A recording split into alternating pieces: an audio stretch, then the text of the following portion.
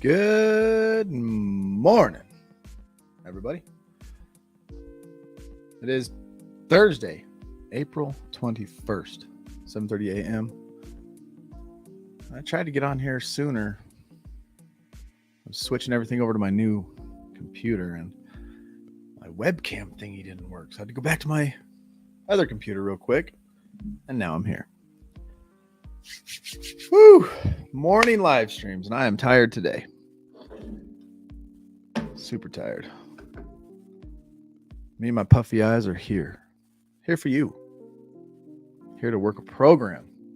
Here to talk about recovery. Here to set our minds straight first thing in the morning. Here to put our day in a positive direction. Increase the momentum immediately out of the gate. Before the day starts kicking ours, we're going to kick its. It was kicking mine, though. I was getting frustrated here a second ago. Trying to hook up this EOS utility thing here. Good morning, Gish. Welcome. Glad you're here. I don't even know if I'm live right now, to tell you the truth. Or if this is even working. I see a Gish's comment. Looks like I'm connected to the internet. Camera's on. It is what it is. If I'm not live, I'm sitting here talking anyway, so it's pretty much the same thing. Frustrating. Try not to get frustrated in the morning, especially when you're tired and your head's all cloudy and all that kind of good stuff. Ooh, look at that cool shot. Whoa.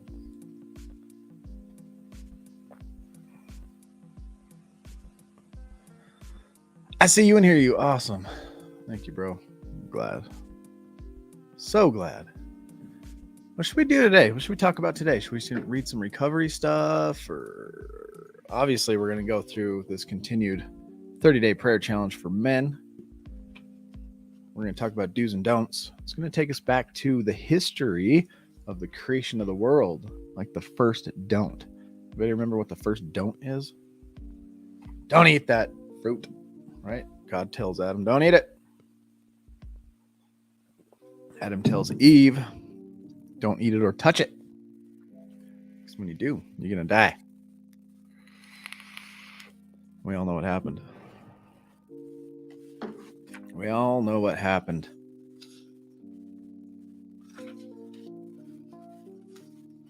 So we'll pick up right there, right after it. Because it's interesting to note that although Eve disobeyed two don'ts, touching and eating, the consequences of their action only occurred after Adam ate the fruit.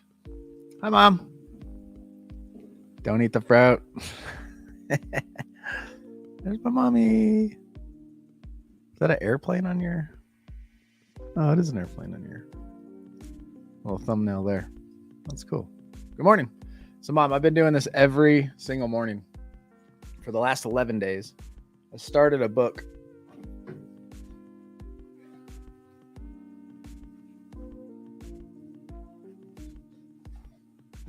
called the 75 Strong Challenge. Morning, Scott. Good to see you, brother.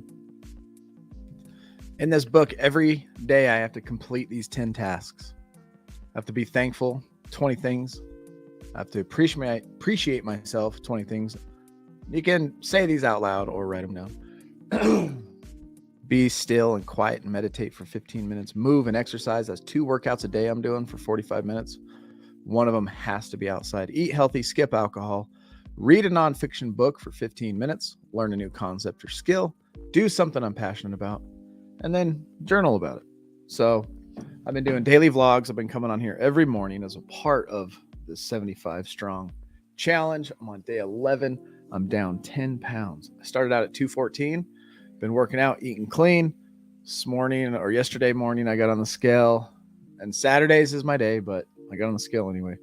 And weighed 204. I'm going to continue down to, hopefully, going to get to 190. I'm getting old. Can't have a big old fat gut hanging over my waistline and weighing and busting out my knees, you know?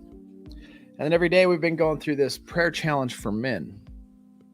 I found this book in the airport on my way to New Mexico one time. It looks all greasy on the camera. And so today is the do's and don'ts. The first don't eat. Adam told God, don't eat that. Adam told Eve, don't eat it or touch it. He was the one ultimately charged with the responsibility for obedience. He failed to protect his wife, his own soul, and his offspring, passing on the tendency to ignore God to all generations that followed. This is a book for men, right? Women obviously can listen and gain and value. But this one's pointed at the guy. This one's pointed at men right now, especially this one. His one act of disobedience multiplied into all the variety of things we call sin today. No wonder the don'ts seem to multiply throughout the Bible. They just keep pace with the ways man has invented to disregard God. Some people dismiss the Bible as a mere collection of rules and restrictions and miss the original purpose of God's don'ts. He wanted to keep us in fellowship with himself, with one another, and with the world around us, to protect us from self-destruction. Even the Old Testament law, with all its prohibitions and regulations, was a gift to protect his people, a gift to increase their joy, not end it, and ultimately lead people to Christ. Beep, Brandon, Rockwood, Rondale, good morning. Glad you're here. It's early. It's Thursday. I'm tired. My bones hurt. My joints hurt. Working out twice a day, doing this, plus daily vlogging. Recovering Addicts growing. We're super busy. And if you want to see us, we will be at the Maddox on May 11th. Join us there from like 5 to 9 at night. The law was our guardian until Christ came. It protected us until we could be made right with God through faith. Now, having been made right with God through and in Jesus Christ, the don'ts from God aren't the law carrying some heavy penalty. They provided real freedom and create a holy experience with our Lord. In Christ, any don't from the Father means life and peace for us. So ask yourself, is there any area in your life or thinking where God says don't, but that you've been doing anyway? What you doing anyway? Julian, yo. Good morning. I'm late too, man. I got my new computer set up and trying to get my EOS webcam to hook up this camera, so I had to go back to my other Mac, which is good. I almost got frustrated. It was getting there. I felt it boiling. I felt it bubbling. But I practiced self-control and just switched. I was like, just switch. You can take care of it later. You don't have to figure this problem out right now. Remember 3 days ago, stressing out? Monday. That's right. Monday, I was on my way to the mountain, getting ready to ride my bike. On my way there, thoughts of the whole week. Everything I need to do this week was mailing a package, buying some stuff for the nonprofit, need a trailer, need to move things. Oh, crap. Get anxious, turn around, go stress out about it and not be able to take care of it in an hour anyway. You know, you got to realize that you don't have to, like when you're going to go on a diet or you're going to quit drinking, you don't have to quit drinking for the rest of your life right now, right this second, right? You just got to get through today. So right now, I just like, you know what? I can take care of this problem in a little bit. Let's get on the computer. I know that's all working on. It's sitting there looking at me like, hey, dummy, just use me real quick and then fix it later. No point in freaking out. Because I start getting pissed. I start cussing. I start saying bad things to myself. You know how we roll. You know how we roll? What up? Monique, good morning. Good to see you. Yes, awareness that we are not our thoughts. Yeah, no doubt. We are not our thoughts. That separation, right? You can separate your emotions from your mind. Because then you can feel the emotions and go, whoa, that feels like I want to be mad. But you don't have to react to it. You can actually react in a contrary way. You know, it's like throwing water on fire. Put it out. Put that out. Is there anybody in your life that you're responsible to protect? You could do a better job. Talking about do's and don'ts here. Do's and don'ts just to help you better yourself in life. Better progress and recovery. If you're trying to stay clean. Let's look at the just for today. Let's see what the just for today has to say. Fear. Ooh, this is a good one. Anytime we talk about fear, it's good, right? we have found that we have no choice except to completely change our old ways of thinking or go back to using. No, thank you. Let me see. If I follow this path, I'm going to be happy. I'm going to be healthy. I'm going to be respected. I'm going to find ultimate satisfaction in life. You know, obviously we go up and down, but there's that road. That's guaranteed. Why? Because we sit in a room full of people that have been there, done that, and prove it through what's going on in their life today by going down that road. Or we go down that road and we know where that shit leads. I know where it leads. I didn't do a year in jail for nothing. I didn't damn near drink myself to death for nothing.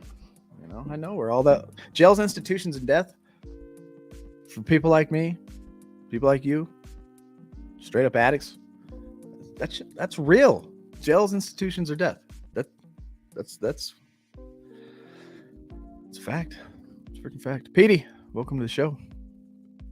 Good morning, brother. Shauna, grounding skills for the anxiety. Breathe, muscle relax, meditation. Yeah, deep breath. You end up holding your breath. Frustrating points. Take a breath. Oh yeah. Oh man, why is my eyebrows all tense? Why are my shoulders getting tense? Relax. Let's meditate for a minute. Everybody take a deep breath. It's Thursday. It's all good. No worries in the world. What's there to worry about? We got today. It's another beautiful day of mercy. The sun is shining here in Utah. We got a whole day in front of us that we are already ahead of, because what are we doing? We're going to get our mind straight. We're going to take some practice swings, right? I'm a baseball guy. I love baseball analogies. So I always think about that. We're on deck right now. Right now we're on deck. We're spraying our bat with pine tar. We got that little weighted thing on there. We're stretching out. We haven't even got pitched to yet. Maybe some of you have. And now you're tuning in. But you usually get 4 at-bats per game. If you struck out already once today, it's all right. You get another swing at it. I probably crack myself up more than you guys even know. Ain't nobody funnier in this house than me right now. And I'm the only one in the house. I've never picked up a white chip because I was either in rehab or jail. Yeah. Right? No, I've been sober 20 months. Dang. 20 months. Good job. That's funny you say 20 months. It makes me think of there's only 2 types of people that count by months. That's prison inmates and pregnant women.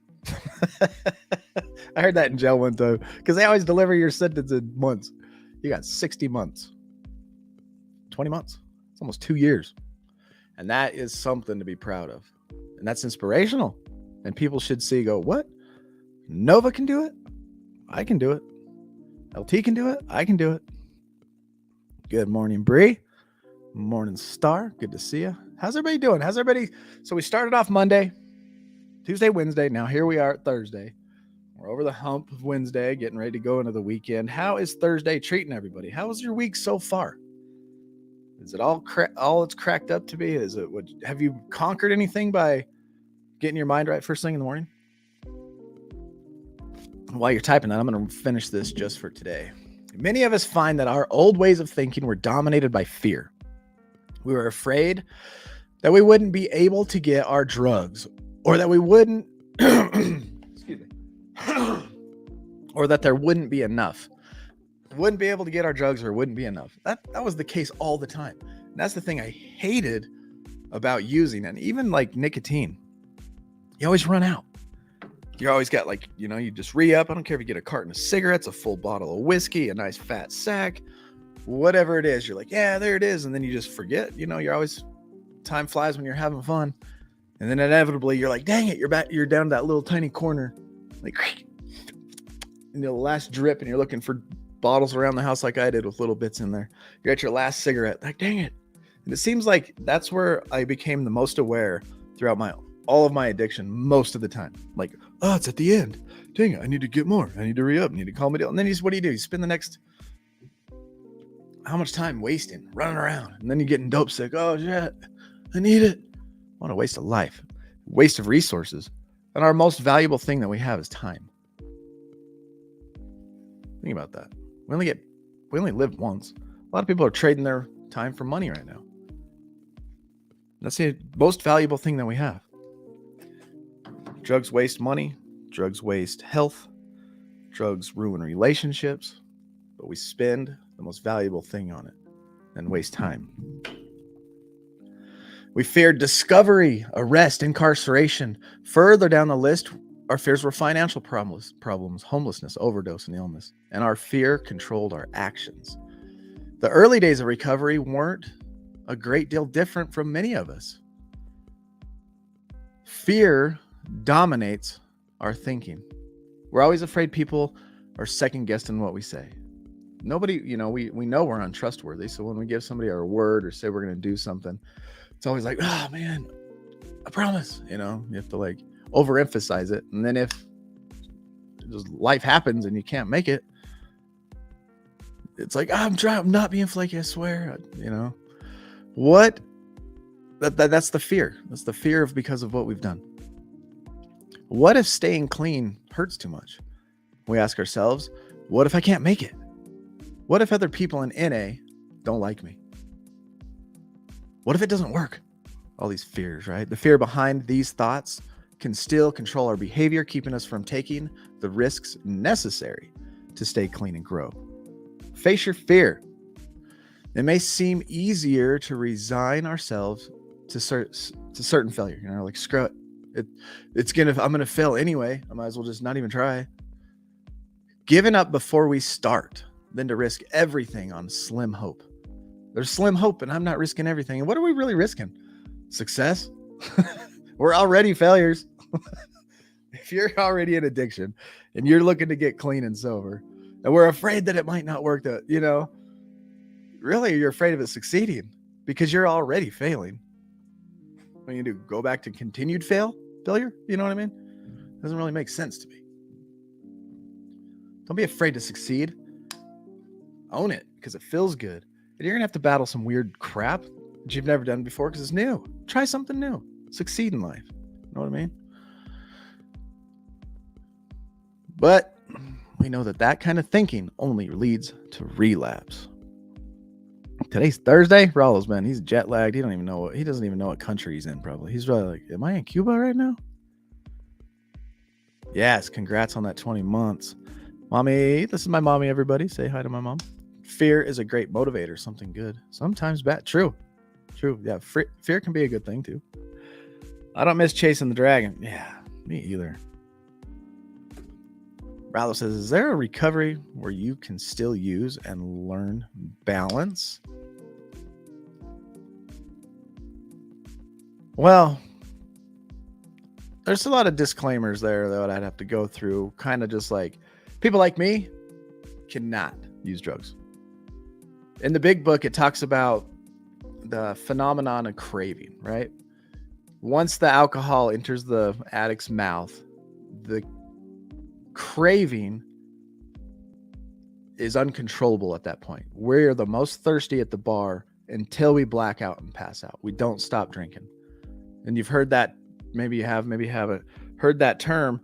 One's too many and 1,000 is never enough. And you just kind of have to weigh yourself against what addicts are, like if you just weigh yourself against the 12 steps, if you can admit that your life has become unmanageable, right?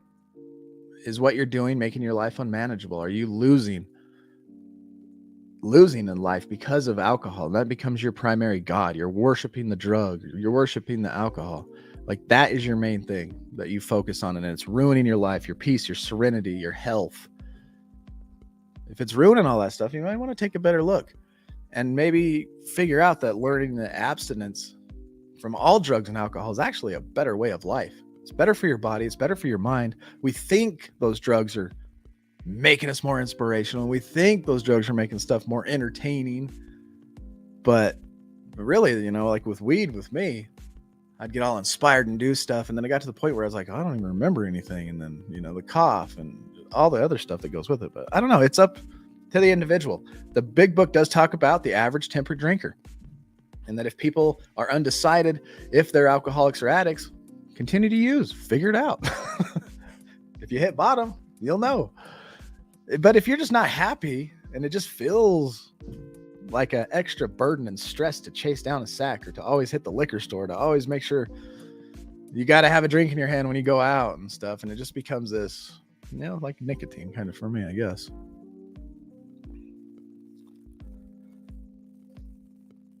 But there's the average timber drinker. There are people out there that can drink. I'm not one of those people. Whoa, what's up, babe? Good to see you, man. I haven't been inside that verse for a while. I am busy doing this stuff. But FYI, everybody, I'm giving away this Oculus. Giving this away. If you go to recoveryaddict.org, donate $25 to a good cause, a nonprofit. I'm going to put you in the drawing. And on May 1st, when I go live, I'm going to call somebody's name. I'm going to give this away first thing to the winner.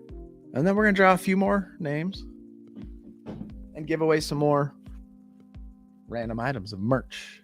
We got merch. Probably give away a couple of these. Some Recovering Addict journals. Probably give away some t-shirts.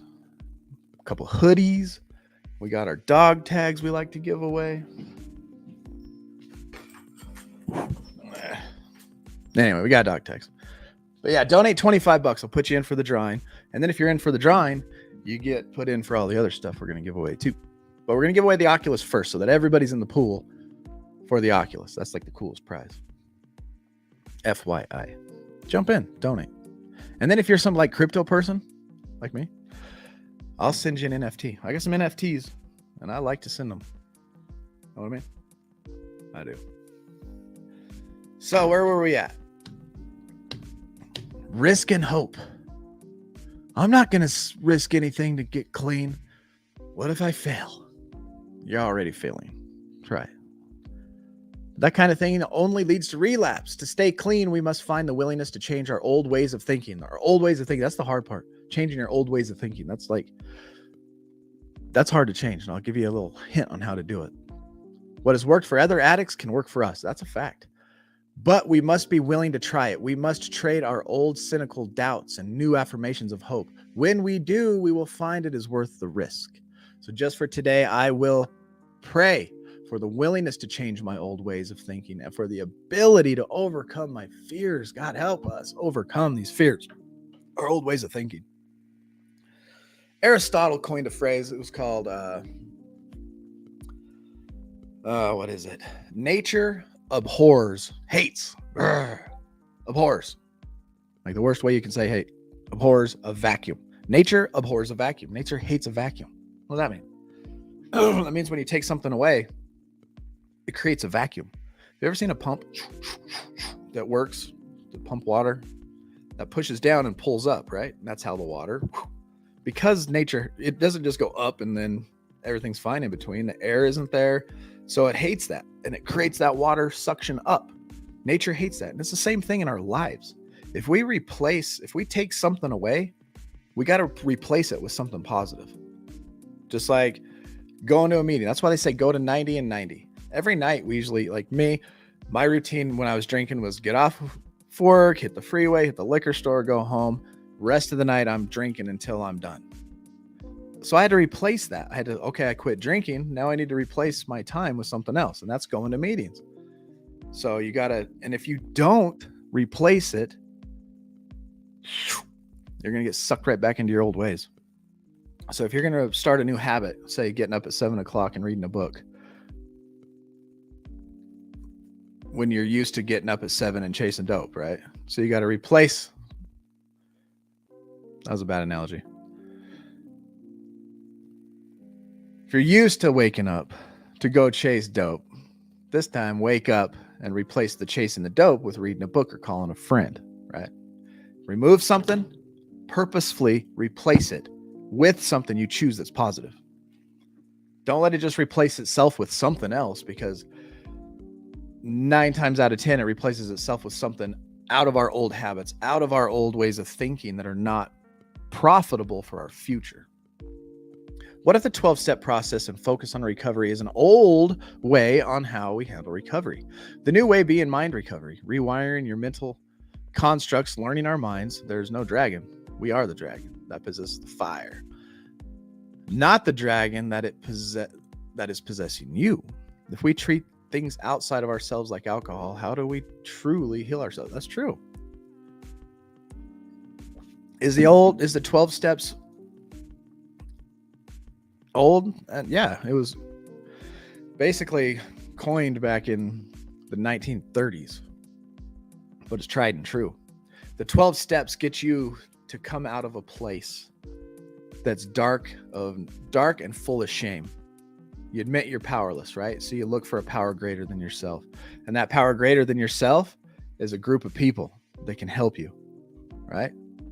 Because on our own, we're not doing it. That's why the first step says we, because we're a group of people that have been there. We've done that. We've gone to this dark place. And so you trust in that. You turn your will over to that to do what works. Now that's step 3. By the step 4, you do a fearless and searching moral inventory of yourself. You take a deep dive on your moral and looking for resentments and why things are in your life happening. You start taking responsibility for your action. Step 5, you talk about it with somebody you trust. You confess it to God, to yourself, and to another human being, the exact nature of your wrongs. You get to the bottom of it. And then 6 and 7, you start working out those character defects, the stuff that's making us, our old ways of thinking, our anger, like this morning could have turned into destructive anger. I could have threw a coffee cup because I couldn't get my camera working, which in the past I would have. I've ripped sheetrock off the wall. I can't get it to fit just right. And good, I bang it and the sheetrock cracks and then I just rip the whole damn piece off the wall. Destructive anger. I've done that. That really happened multiple times. I punched stuff, Those are character defects, and we take a deep dive on those and we start getting rid of them. Humbly ask God. By that time, we start realizing, whoa, there's a lot to do. And you remove the alcohol, you still got the ism. And that's what we're working on. And then you get to 8 and 9, and all you're doing is making a list of people you've harmed and wronged, people in your life that have suffered because of your actions. And then you go make it right. You go make amends for yourself, to free yourself, not for that person. In the moment, obviously you want that person to accept and you really want to reconcile relationships, but sometimes they ain't going to have it. Sometimes we've done some dirt and people don't want to even look at us. And so you make the amends, getting it off your chest that you're going to work and live a living amends. You know what I mean? You apologize. If you don't get smacked in the mouth, great. If they say it and give you a hug, even better. You know what I mean? But it's about freedom. We're freeing ourselves of an old way of life that caused shame and guilt, that has us looking over our shoulder, that has us cringing in fear. We're walking with our head down, our shoulders caved in, and we're working a program that's going to get us back to straightening up. One of Jordan Peterson's 12 rules of life is walk with your head high and your shoulders back. How do you do that? How do you walk confident when you got all this stuff over your shoulder? It starts weighing you down, bending your back. You start becoming a hunchback. We're just overcoming that. Good morning. What's up, Nick? Good to see you, brother. You too, bro. Have a great day. I'm going to be on my mountain bike soon, FYI. Let's see what Shauna has to say. Come on, mouse. Click on it. There you go. 1935 is when AA began. Yes, recovery is a gift. In order to keep it, you must give it away. Yeah, and there you go. That we continue to work with others and newcomers in order to maintain our program of sobriety. Yep. Then we turn around after we start getting healed and we start work. We're leaning on people who are doing this service for free most of the time. You're not going to see, counselors and all that kind of stuff, that's necessary as well for some people. And then you get to this point, you're like, man, life is great. I feel so much better. I'm confident. I'm not in trouble with the law no more. I'm not looking out my window to see if Johnny 5-0's coming to knock on it, People trust me. I got a good job. What? He just handed me the bank deposit book and he's going to trust me with it alone, and I'm going to go deposit. What is this newfound freedom? And you start helping other people because you look in their eyes and you see the hopelessness and the when life can be so much more satisfying and rewarding. Right now, my uncle passed away last night. We're talking about this day before yesterday. That's it. It's done for that guy. God rest his soul. I love him. He was my uncle. I don't want to get that close to my deathbed, have people gather around and then like the conversation in the room is LT could have done better. LT could have. And then me sitting there thinking, man, it's almost over. I shoulda. I don't want to say I shoulda too many times when I'm at the end. That's the way and why I'm going to live the way I'm going to live. And I'm not going to give a crap what anybody thinks about it, but I'm going to do it in a positive way. And LT's crazy. Look at the stuff he's doing. I don't hear it because I'm living my life for no regrets. No regrets. I'm going to get a tattoo that says no regrets right there on my neck. R.I.P. Uncle Leroy. Thank you, Julian. Appreciate that. So, y'all. Yeah. Love you too, brother. Love you too, brother. We'll have to talk here soon later today because I'm going to go ride my mountain bike. I'm going to go spend. Y'all, what are you going to do right now? You can meditate, do something. Do something to clear your mind, even if it's 5 minutes. Close and clear out. I'm going to do my usual. This is going to be my 11th day in a row doing this. I'm going to load up my dogs in the truck. I'm going to drive 5 minutes up the road.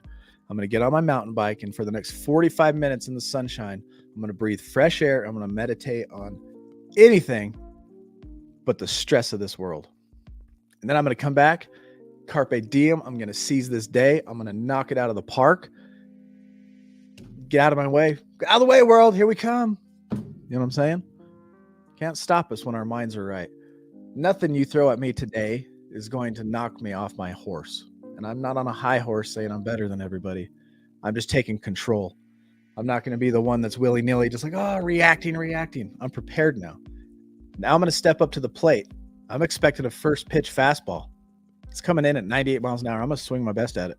But I expect it. If I get hit by the pitch, I get first. I can take a base. It's all good. So, y'all, I will be here again tomorrow morning, hopefully around 7. 7 is the time I like to. This morning I got kicked back because of my computer. I got this new computer. Just things ain't quite hooked up right yet. So I jumped back on my old one. This one right here. Want to see my new setup? Yeah. Right there. I'm on this one. You like my tripod? That's what my camera was on. And that's my new computer right there.